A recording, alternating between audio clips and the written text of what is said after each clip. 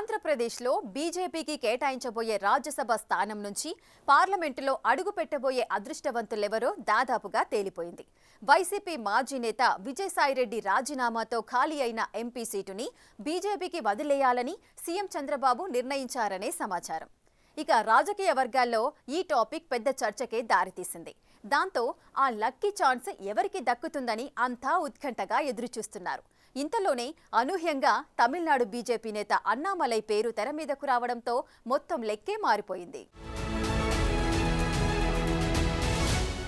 ఏపీలో మరో ఉప ఎన్నికకు నోటిఫికేషన్ రిలీజ్ అయింది. కూటమి ప్రభుత్వం అధికారంలోకి వచ్చాక వైసీపీకి చెందిన రాజ్యసభ సభ్యులు వరుసగా రాజీనామాలు చేస్తున్నారు. ఇప్పటికే మోపిదేవి వెంకటరమణ, బీద మస్తన్ రావు, ఆర్ కృష్ణయ్య వైసీపీతో పాటు తమ రాజ్యసభ సభ్యత్వానికి కూడా రాజీనామా చేశారు. దాంతో ఖాళీ అయిన 3 స్థానాల్లో టీడీపీ నుంచి బీదా మస్తన్ రావుకు మళ్లీ ఛాన్స్ ఇచ్చారు. మోపిదేవి స్థానాన్ని సానా సతీష్ తో భర్తీ చేయగా ఆర్ కృష్ణయ్యను బీజేపీ తరపున రాజ్యసభకు పంపారు. ఇప్పుడు విజయసాయిరెడ్డి రాజీనామాతో మరో ఉప ఎన్నిక అనివార్యమైంది. అయితే ఈ స్థానాన్ని బీజేపీకి ఇవ్వాలని టీడీపీ అధినేత చంద్రబాబు నిర్ణయించారనే ప్రచారం సాగుతోంది. దాంతో ఏపీ నుంచి ఎవరిని రాజ్యసభకు ఎంపిక చేస్తారనే దానిపై జోరుగా చర్చ నడుస్తోంది.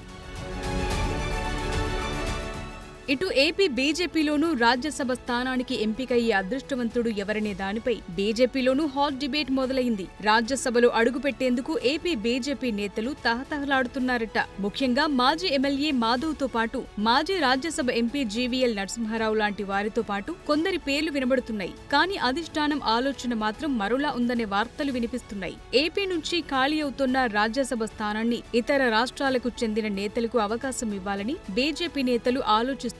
కమలం పార్టీ నేతల్లోనే గుసగుసలు వినిపిస్తున్నాయి. అయితే త్వరలోనే కేంద్ర మంత్రివర్గ విస్తరణ ఉండే అవకాశం ఉందనే సంకేతాలను దృష్టిలో పెట్టుకుని ఈ రాజ్యసభ స్థానానికి అభ్యర్థిని ఖరారు చేస్తారనే చర్చ నడుస్తోందట. కేంద్ర కేబినెట్లో చేరే ఇతర రాష్ట్రాల నాయకులకు వయా ఏపీ నుంచి రాజ్యసభకు పంపే అవకాశాలున్నాయని ఢిల్లీ నుంచి సిగ్నల్స్ అందుతున్నాయట. 2014-19 మధ్యలో టీడీపీ బీజేపీ మధ్య పొత్తు ఉన్నప్పుడు కేంద్ర మంత్రి సురేష్ ప్రభుకు ఏపీ నుంచి ఛాన్స్ ఇచ్చారు. ఇప్పుడు తమిళనాడు బీజేపీ మాజీ అధ్యక్షుడు అన్నామలై పేరు బలంగా వినిపిస్తోంది. వచ్చే ఏడాది తమిళనాడులో అసెంబ్లీ ఎన్నికలు జరగబోతున్నాయి. ఎన్నికలను దృష్టిలో పెట్టుకుని అన్నామలైని ఏపీ నుంచి రాజ్యసభకు పంపే ఛాన్స్ ఉందట. అన్నామలైని పెద్దల సభకు పంపి కేంద్ర మంత్రివర్గంలోకి తీసుకుంటే అసెంబ్లీ ఎన్నికల్లో బీజేపీ అన్నాడీఎంకే కూటమి బలం పెరుగుతుందనేది బీజేపీ నేతల అంచనా. అధ్యక్ష పదవి పూర్తయ్యాక అన్నామలైకి ఎంపీగా అవకాశమిస్తామనే హామీ పార్టీ అధిష్టానం నుంచి వచ్చిందనే చర్చ ఉందట.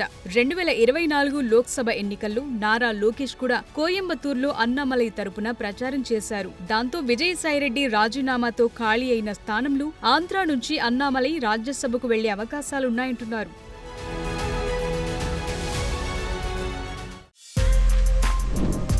For more videos like this, subscribe Big TV channel.